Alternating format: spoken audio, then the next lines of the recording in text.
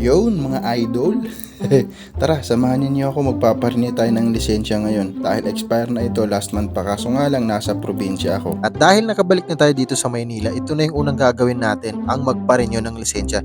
Dahil napakahirap mag-drive kapag expired ang lisensya natin. Dahil anytime pag nahuli tayo, pwede tayong matikitan at gagastos na naman tayo. Patapos na nga pala ako magbihis nang biglang bumuhos ang malakas na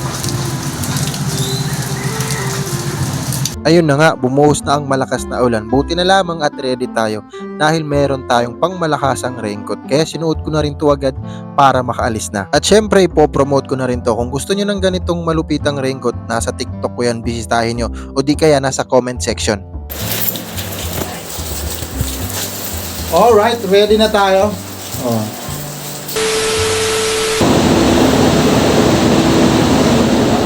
At dahil nga malakas ang ulan, hindi na ako nag-vlog sa daan, hindi na ako nag-video dahil pag nabasa yung cellphone ko, matik masisira ito at dagdag gastos na naman.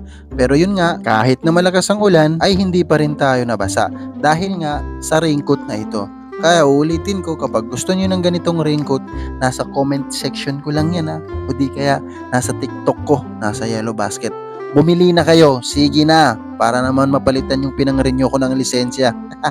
So eto na nga, papasok na tayo sa Venice dahil dito tayo magpapa-renew ng lisensya. Kaso nga lang, sa kasamahang palad, pagdating ko doon, ito ang bumungad sa akin. Nakakalungkot naman dahil nga sa bagyong Enteng ay sarado ang LTO ngayon dito. Kaya ano pa nga ba ang gagawin natin kundi umuwi na lamang? Nakakasad naman. At pagkatapos ng 3 araw, heto na tayo't nagbabalik. Nagbabaka sakaling sana open ang LTO dahil hirap na ako umiwas sa mga checkpoint lalo pat nagdi-deliver ako ng mga pagkain. Oh, flex ko lang din pala tong baseball jersey ko. Tama ba tawag dito? Baseball jersey? And sa TikTok lang din pala to nabibili. So binigay lang to sa akin. Maraming salamat sa nagbigay. Ayun, balik tayo sa topic na pagpaparenew ng lisensya. So ayun, pagdating ko dito, alhamdulillah, alhamdulillah, alhamdulillah. At sila ay open. At pagdating ko, medical na ako kagad. Tinignan yung timbang ko at laking gulat ko na 80 kilos na pala ako. Grabe, para nung bago ko umuwi ng probinsya ay nasa 70 plus lang ako. Pero ngayon, 80 kilos na ako. So ayun, sunod naman ay tinignan yung mata, pandinig. At sa mata, doon ko nalaman na yung kabilang mata ko ay medyo malabo na. Pero all goods naman, lahat naman ay okay, kaya nakapasa naman tayo. Pagkatapos natin mag-medical ay tamang upo lang muna ako dito sa Gedli. Dahil nga sa kasamaang palad, nag-offline ng system nila, kaya waiting tayo. At habang naghihintay, biglang nakaramdam ako ng gutom kasi magtatanghali na pala. Kaya dito na ako kumain. So 150 lamang yung budget natin dyan. Kaso nga lang, pagdating natin sa dulo, sa cashier, ayun, cashless pala. Buti na lamang may laman yung GrabPay ko. So ayan, kumakain na ako. Skip na natin to, huwag nyo nang panoorin.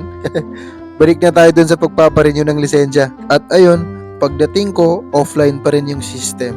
Actually, ang bilis ng process nila dito kung hindi lang offline. Pero pagkatapos ng on and off na nangyayari sa system, ay natapos na din. Kaya, alhamdulillah. Alhamdulillah.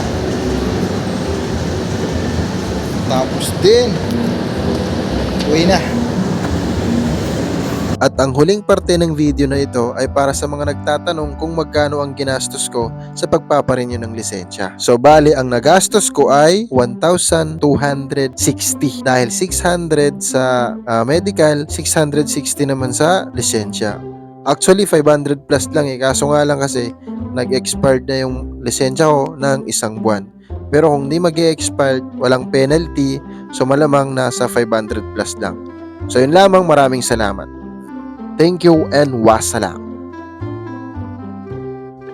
Ay, oo nga pala, pahabol ko na rin pala na kailangan nyo ng portal. Mag-e-exam kayo doon at pag nakapasa, i-print out ninyo dahil kailangan yun sa pagpaparenew.